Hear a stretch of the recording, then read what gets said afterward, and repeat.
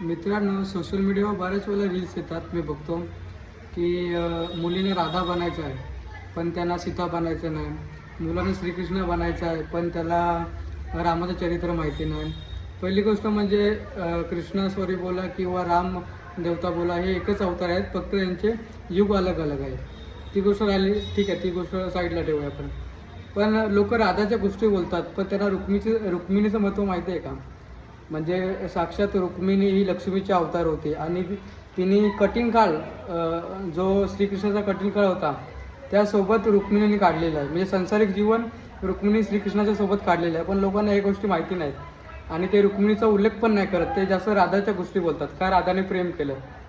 दुसरी गोष्ट म्हणजे ही लोक सीताच्या गोष्टी बोलतात की सीता माता आहे, सीता मातेचं चरित्र चांगलं आहे, चांगलीच आहे, ती आमची आई आहे. पण तुम्हाला लक्ष्मणाची पत्नी उर्मिला माहिती आहे का, जिने एकांतात राहून प्रेमाचा त्याग केला किंवा एकांतात राहून 14 वर्ष लक्ष्मण स्वारीची वाट पाहिली, 14 वर्ष तिचा वेट केला त्यांचा आणि पूर्ण पवित्र झाली. हे तुम्हाला माहिती आहे का?